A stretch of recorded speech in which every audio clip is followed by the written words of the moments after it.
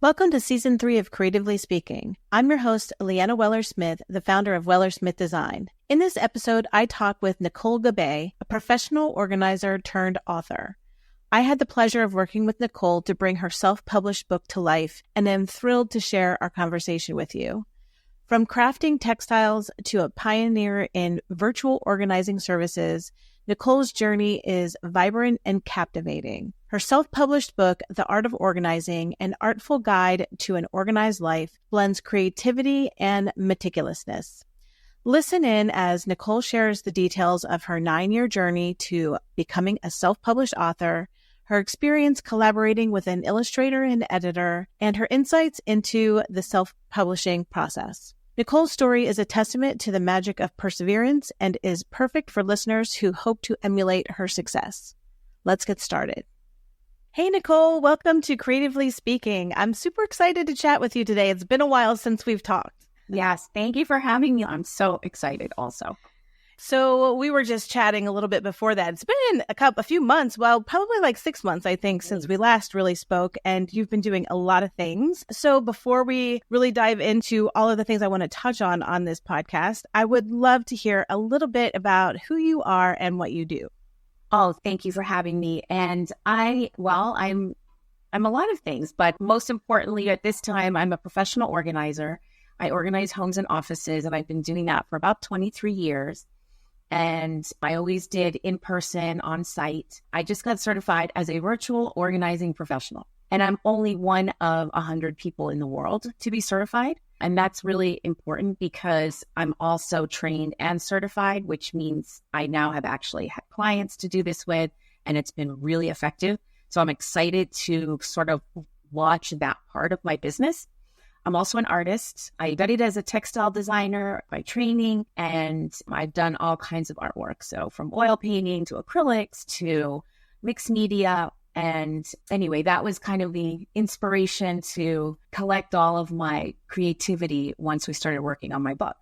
Yeah, I mean, I love this intro because just like you said, all of those pieces of what you have done, and even prior to you becoming a organizer, and we'll touch on that too, really inspired this book that we created together. And so what I would love to know is, what was the catalyst moment to start that in process? Meaning, what made you want to actually create a book, especially with your diverse background?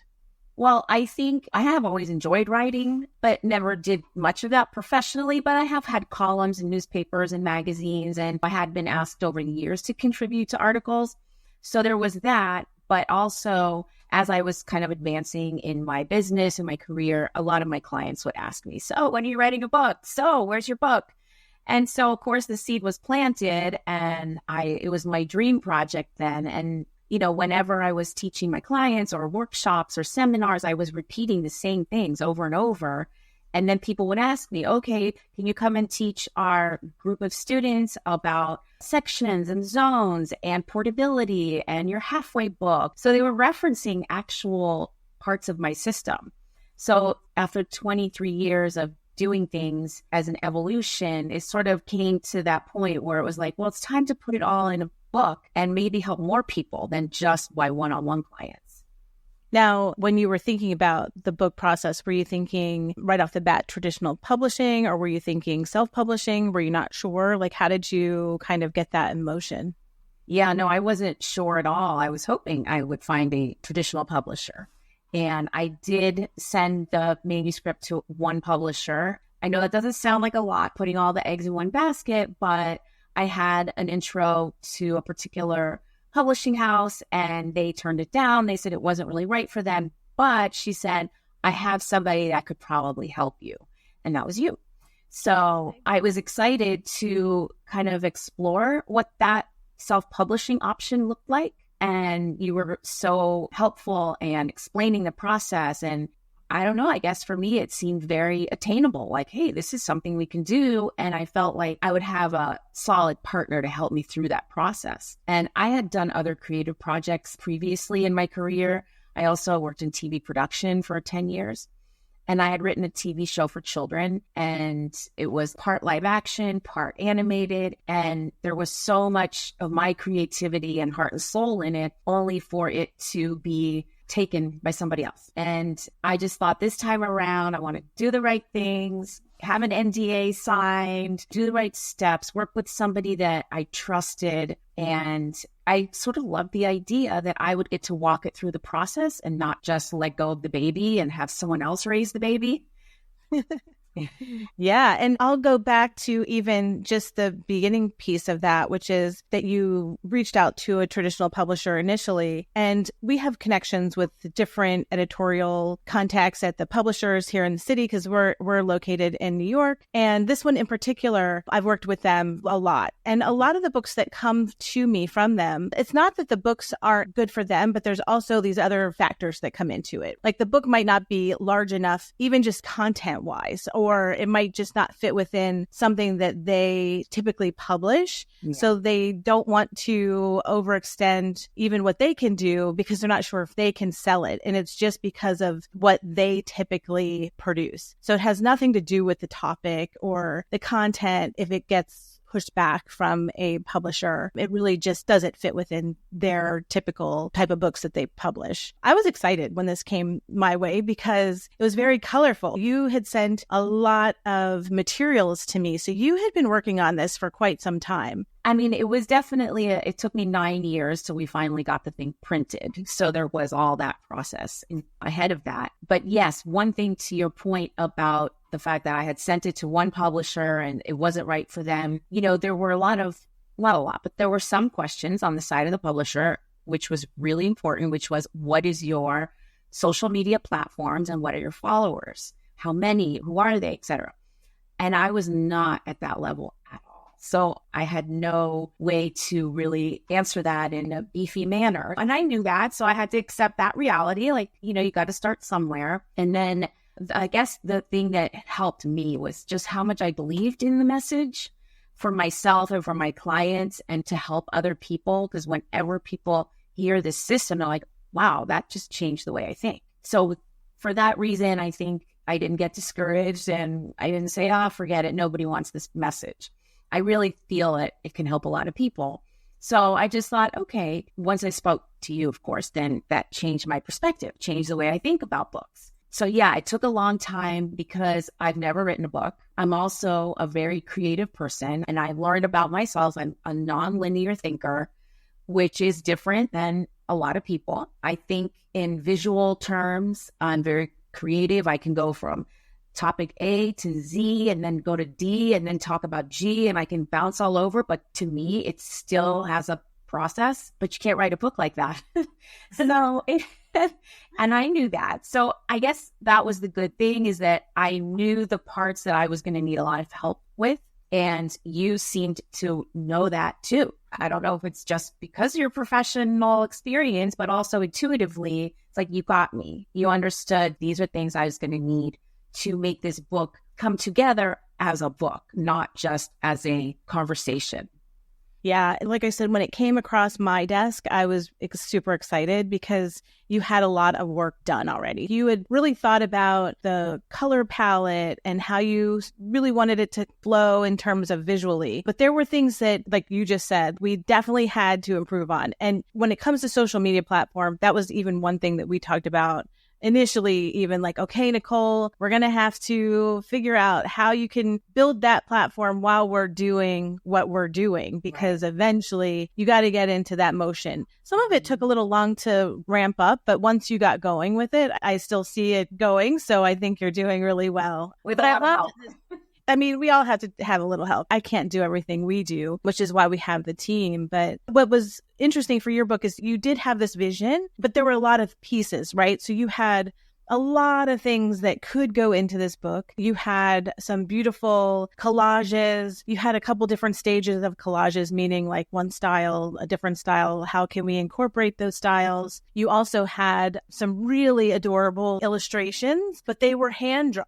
And we could see from the beginning, this could be an issue because the way that they were drawn, we would have had a lot of cleanup, a lot of technical work to do to them. So that was one thing that we definitely had some conversations over, and we ended up finding an illustrator that fit with your style. So it wasn't about someone else's style. It was about someone who could emulate the energy that you had. I know that that was a challenge at first, but how do you feel seeing the end product and how it all kind of came together? Oh, well, I think Farida did an amazing job. We found this fabulous illustrator. Of course, again, thanks to you and knowing where to look. And we didn't have a lot of time because we were getting completed with the narrative. And now we need to clean up the illustrations. And I understood that once you explained it to me. I guess the other challenge for me was because it took 9 years to do the book, I was doing illustrations over 9 years. And sometimes I would use pencils, and then another day I was going to use a little paint, and then I was doing a line drawing, and then it was a marker whole thing about markers, that I could use. So throughout, I'd be like, oh, look, I messed up here. Let me use some liquid paper. So I didn't understand the technicalities involved in bringing an illustration to a final copy of a book. Of course, once you explain that, I totally understood that. And we kind of quickly needed to decide on somebody because we knew that it would take a while. There was over 80 illustrations. So we found somebody, Farida. She was amazing. And she was able to digitize my work. And a couple of places where there was gaps or, this one needed tweaking, she was, like you said, she was able to capture the spirit and really understood where I was coming from. A little whimsical, a little fun, but still very realistic so that people can see the drawing and say, oh, okay, that's how I apply this. I get it. And one thing I think, too, with these illustrations, I want to mention just to the listeners is Nicole's book, The Art of Organizing, an artful guide to an organized life. It's not your typical organizing book. So I think a lot of people think of, we're showing it in the video. It's so cute. I told you, every time I see it, I get a smile because it's so colorful. Oh, I'm so glad. It does. Yeah. But this book is a little different. I think a lot of people think of when they think of home organizing, it's the home edit. It's Maria Kondo. It's all the things that you see on Oprah or whatever. And you are infusing those fundamentals in a sense. It's just in a different package. It's a friendly package. It's not just meant for adults. It can be used for teenagers and even younger children, getting them to understand what it means to stay organized or how to even think about it in an organized process. But one of the things that we also had to do, since this is an organizing book, you have a structure, you actually have a framework of your own that you use, that this is what the book walks people through. Our developmental editor had to kind of dial that in for you because you know it, you speak it, but there were some technical things that we needed to reorganize. I know that was a little hard to accept at first, but in the end, do you feel like it's helped with the process of explaining your process even better? Yes, 100%. Yeah, I had in the 9 years of working on it, and I had different people helping me with that part, just getting narrative together, because it was something I do so intuitively, to write it out, to think it through intellectually. It's like teaching somebody how to walk and telling you which muscle first fires up and then the next muscle. So that took a lot of thinking for me to think it through, because normally I can just do it. And normally I jump in where my client is at, whatever stage in the process they're in, I jump in to help. I don't say, okay, well, let's go back to step 1, even though they got step 1 and 2, but now they're on 3. So I just naturally do that. But the developmental editor helped put this book into a flow that gave me a better platform to speak to people about my process, because she saw it as step 1, step 2, step 3. Even though I knew there were 6 steps, she clearly separated out the content that belonged in each step, which I thought was miraculous.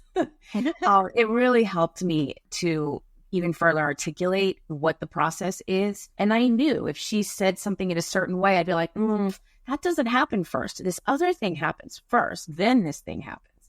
So it was a great collaboration. So I think once we got working together, I could see that she was really weaving together a story that made sense to a reader.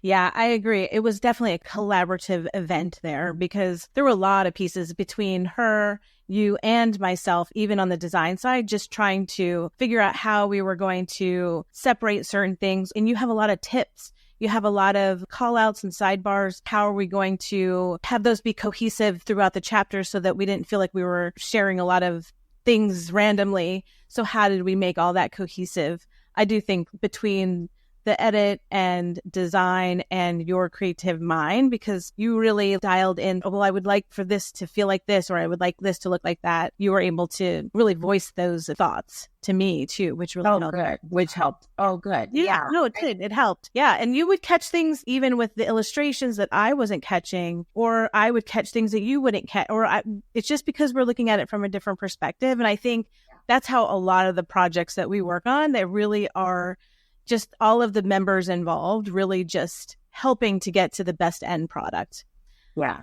I always felt that you and I had the same end result in mind, that we wanted this adorable but functional book that has good ideas for people, but it's presented in a uplifting, a little more whimsical manner, but there are some solid tips. And they're different than the home edit and Marie Kondo. And it's not everything that people already have heard about. It is a new take on that.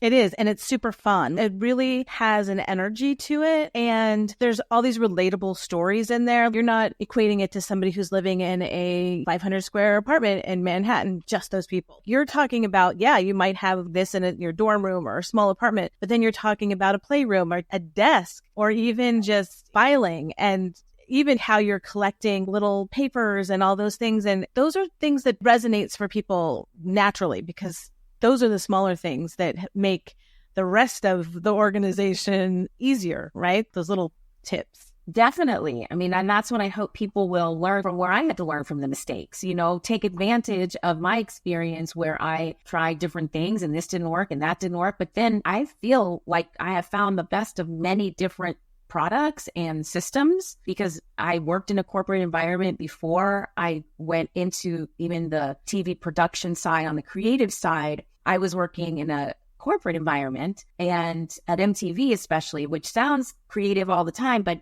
the back of the house is super systematized and everything is run like a tight ship. So that's where I learned systems. So for me, those systems are applicable no matter where we are in the house or in our paperwork or whatever. But I did streamline a lot from the times when the beginning when I learned those systems, and then went into my own business, and I was an actress and a model. So I had constant information coming to me in all different subject matters, and I needed to find very quick ways to access that. So I tried to, in all ways, really, for the book and for myself, I try to always make it fun and colorful, because it doesn't need to be dreary. I guess some people think organizing is a dreary and heavy subject, but there can be lighter, fun ways to approach it. Yeah, I think it depends on what level of organizing you need as to how stressful it could become. Yeah. You even talk about moving, and you talk about all these little tips. And I think that that's what makes this so special, is that it really does hit on everyday things that people struggle with. Your garage, your drawers, everyone has the junk drawer. And you just have these really great tips in there with little illustrations, right? You don't even have to be able to read to see like, oh my gosh, I get it. I can totally do that. And that's what I think is so special about this book. Thank you. Yeah. And I was doing that so much with my clients all throughout my years of on-site hands-on organizing. I'd be explaining something, and in the beginning, we didn't have the internet this way. So I started in 1999. So back then, no one even knew what this was as a thing. So I would draw pictures. I'd be like sketching it right out. I'd be like, this is what I mean by a magazine box. I'd be like, oh, I know what you mean. Okay, yeah, I can do that. I can set those up over here. And all different boxes and all different organizing tips and things that I wanted to convey. This is what you can use as a shoe shelf in your closet. What? What do you mean? Shoe shelves? What? And then I would draw that. So I always naturally had a vision for each of the steps and each of the tips that I was trying to convey. So that's where I had the most fun too, was doing all the illustrations and capturing that. And I've had kids ages like 8, 9, 10. They love this book. So it's definitely not just for grownups anymore. No, it's not. So speaking to that, we're going to fast forward to, we produced the book, we received the book, and we opted for you. You are on Amazon. The book is being sold through Amazon, which is great. It gives it a wider reach. But I've also been noticing you online a lot, meaning I've seen you have a lot of great publicity or different spots where you've been able to contribute to different online magazines and things like that. So this season of Creatively Speaking is really, really based around all the things that happen after the book is produced or before. It's not just the book. Right. So once you have a product, there's all these other things that you have to think about. So I'm curious, what steps did you take knowing we were getting close to releasing the book and that we needed some way to promote it and get it out there? Yeah. Well, I'm glad you noticed the publicity, and I feel very fortunate that I've had a lot of great placements and contributed to a lot of great articles. I've been in all different magazines. Martha Stewart, I just wrote a whole piece for National Geographic, and I've been featured on some TV segments on Boston 25 and different newspapers and other magazines too. Home and Gardens, AARP was a popular one. I got a lot of calls on that. So that's been amazing. But in the beginning, it was very hard. Like, I knew that once the book was completed, if it just sat in my living room, in my hands, nothing is going to happen to it. So I knew I needed help in that department. And I actually spoke with about 9 different publicity professionals to try and find a publicist. And for whatever reasons, this one was too busy. This was a one-woman show. She had too many things going on. Or, oh, how many followers do you have? 300. So, it wasn't like I was this one-stop shop and I was ready to go and anyone could promote my book and platforms. It needed a lot of growing. So I found this fabulous publicist. Her name is Chrissy Bernal, and her company is Be a Better Brand. And she's amazing. She specializes actually in self-published books by women.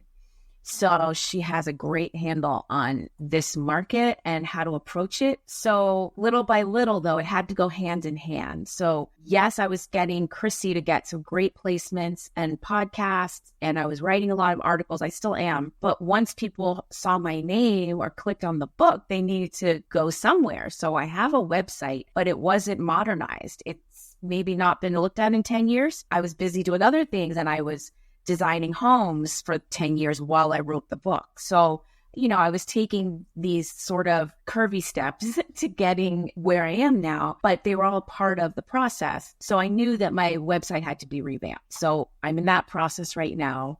Then I knew that my social media needed help, and I didn't know anything about social media. So I learned about Instagram.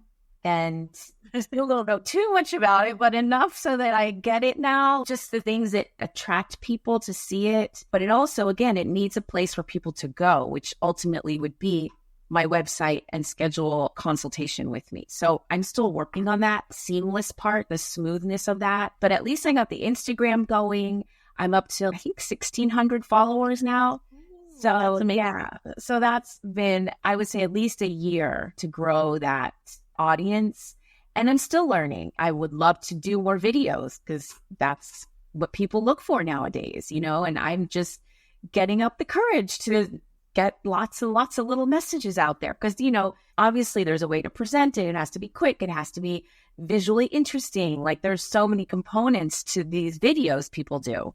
They make it look so simple. They make it look so like, oh, anyone could do this. But I see that it takes some thought. And maybe because of my TV production background, I'm like, I know this requires a lot of storyboard ideas. And, I was going to say, yeah, I think too, that part of your background, the TV production and being an actor or a model, yeah, both, and being in front of camera, I think all of that too. I know when I've talked to certain publicity pros, even just being camera ready and understanding that makes you a better candidate for those options. So you're not going to go and freeze up. You know how to present yourself. You know how to keep a conversation going if for some reason they don't ask the right question. I think all of that can help. And that's why I think too, even being on TV and getting those spots, I think you're probably a natural, which is great. And I'm sure that people that are seeing you and hearing you and talk about them because you're passionate about what you do and very approachable. So I think it just seems like you would get some good response from that. And it sounds like you have. Now you just need to support those responses when they come in. Yes, I feel like we've been really blessed, and I feel very fortunate that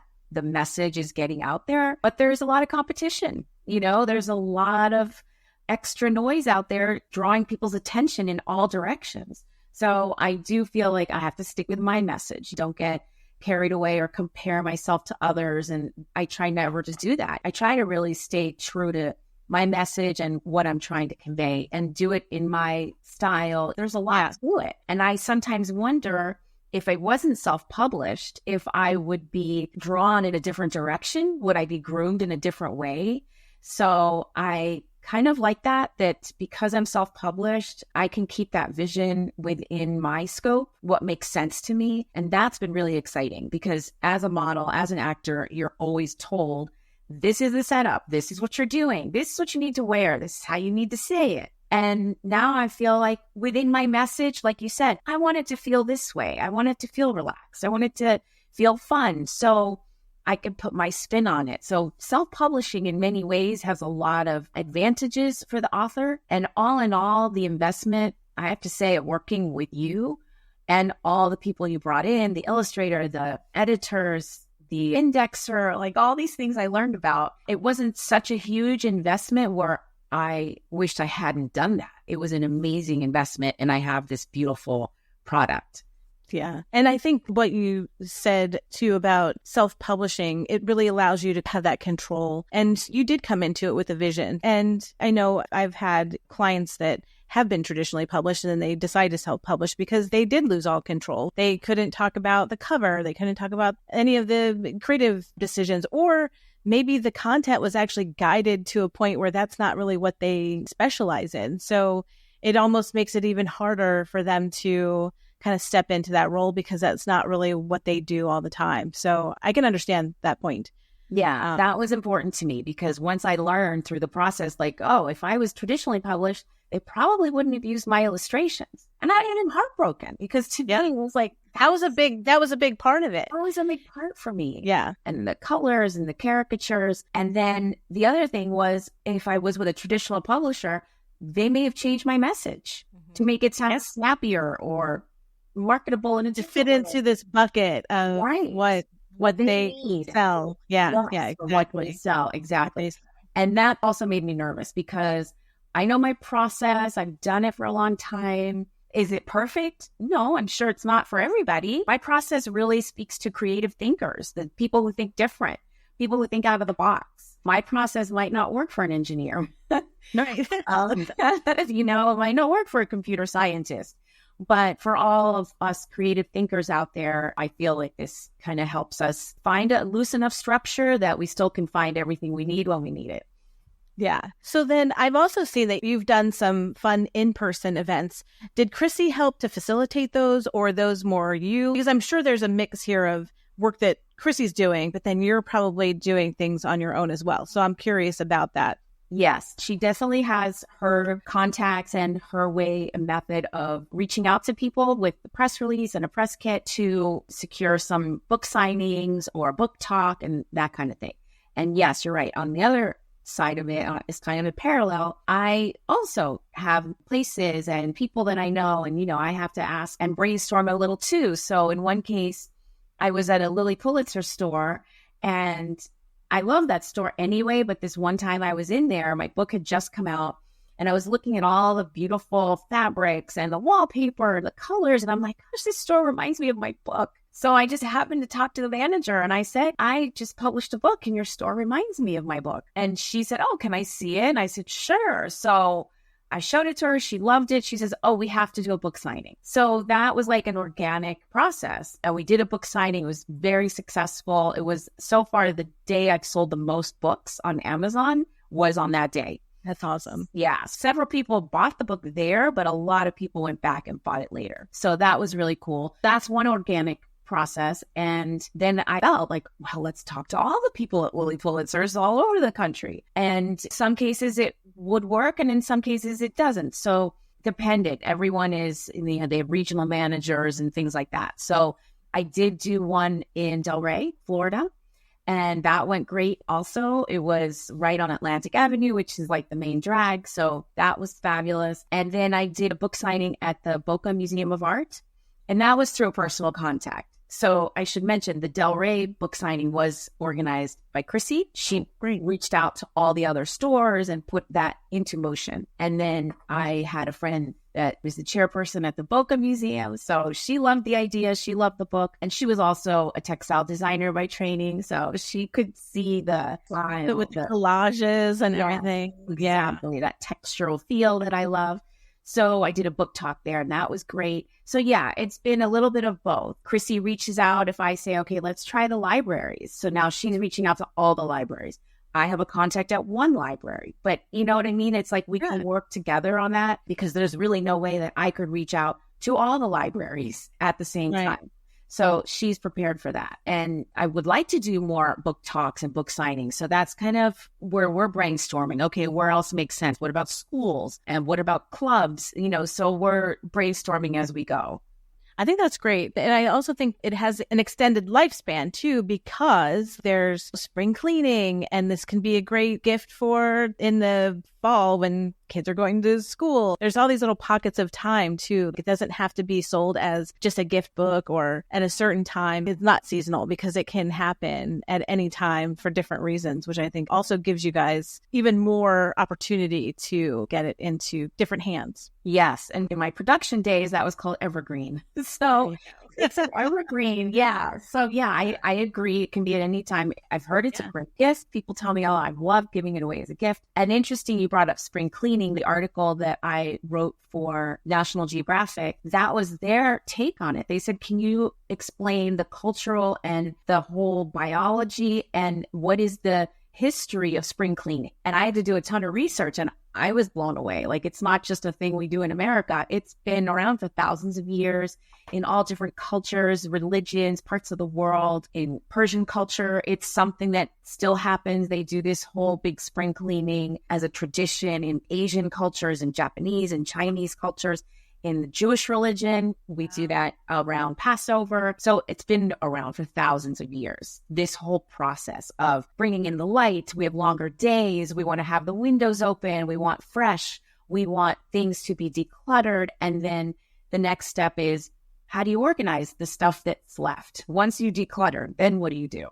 So I'm hoping that my book answers some of that. What do you do with the stuff that's left so that you can finish your spring cleaning? Yeah, no, that's interesting. I can't wait to see the article, to read it when it comes out. I will be following. I follow you. So I'm always liking and sharing what I can. So I love seeing you show up in my feed.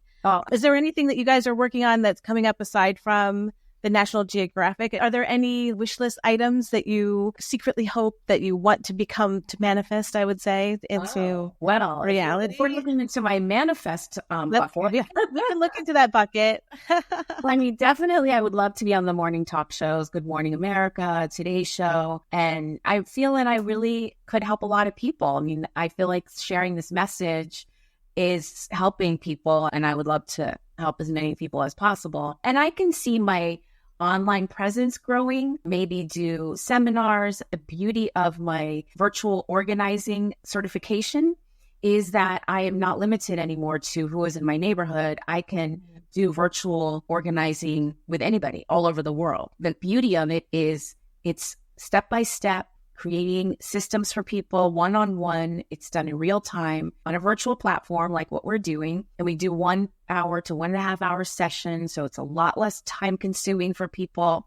It's more flexible. It's more effective. Well, it's definitely effective time-wise, but it's also cost efficient. And that's the thing that people are really liking about it. Once they understand it, it's like, oh, that makes sense. So I'm looking forward to having clients all over the world and, really opening up that message to more people. So I could see that happening as well. Yeah, I can too. I really can. Because you are definitely invested. You are dedicated to getting it out there. And that's also one of the things that as an author, you need to be consistent. It is an additional job in a sense. And the book is there and it's there for you to keep growing and building on. One of the other things I just wanted to touch on too is we had been in conversation about the possibility of translating the book into Spanish. And I'm just really curious how that has come up for you and why that is something that you are kind of researching and thinking about doing. Thank you for bringing that up. I almost forgot. But yes, that's really important. And the way that's come about is I'm Latin. I'm from Peru. And I have a lot of family in Peru. And I was there in February. And I've brought my book and I was so excited to share it. They're like, wow, this is pretty, but we don't know what it says. And I was like, oh, I didn't even think of that. But of course. And so I showed it to several people and they were like, you need to put this into Spanish because there is a huge audience in South America that really needs to know this and would love to read this book. And I hadn't thought of it that way, but of course that makes perfect sense. It's my native language. English is my third language. So it makes perfect sense. So yeah, I would love to get it translated and then do a reprint so that it can be read in many more countries and cultures. It could go to Spain. There's a lot of Spanish speakers in the world. So yes. Yeah. And especially also in the United States, obviously. It's like our second. Oh, yeah. Yeah. Yeah, no, I think that's exciting. And it's definitely something that you and I have been talking about. So you can definitely make that a reality. But it's a process, just like everything else. It's like finding the right translator and the right how we're going to do the process with the illustrations and matching things up. So there's a lot of things to think about. But that is an exciting prospect to get this into more hands that way as well. Yeah, definitely. And I realize that it's a project and a process again because of your expertise in the layout made this book amazing. It's just beautifully laid out and there was so much planning that had to go into that. So I thank you for that because that was your vision. You had very clear vision of how that would look. And even though I had a sort of loose idea, you brought that to life. So I feel like we birthed the book together. We did. We did. I'm so proud of it. Are there any things that you would suggest to people if they're on this journey, whether they're traditionally published or self-published, their book is about ready to go out there? Some things you would do maybe a little bit earlier or things that they should be thinking about to get started prior to receiving those books in your house? Well, one thing that for sure is so important, and I didn't really learn that way before the book came out. It was as I went along, and that is the social media platforms. That is like the most important thing. It's just a different way of doing business today, and this is what people expect. And they want to see you, they want your personality. And then once you get on a platform, there's ways to learn the platform. How do I get more viewers, newer viewers? How do I get new fans? And that is a learning curve that took me a little while. So I wish I had started that sooner. But again, this was such a daunting experience for me. I know my craft, but I didn't know anything about writing a book or book publishing. And that was a huge education right there. And then the social media part. I mean, I had very few followers in the beginning. And to grow that seemed like I don't even know how one does that. So that was a lot of learning on that part. And still, it takes a while to really grow that. I'm not at the levels that other people get to where they have 1 million followers or influencer level, things like that. But that's okay. And I guess that's my message to people who are thinking of going through the process is that's okay. Be where you're at. It's fine. Just start. Know that you have an important message that you want to memorialize. That's what kept me going through it. Because sometimes it was really difficult, or I was like, the narrative part was so hard, but this is worth it. I had to keep reminding myself, this is going to be beautiful. This is important. It's a good message. There were times I probably said to you, does anyone care about this? Do I really need to do this? Does it matter?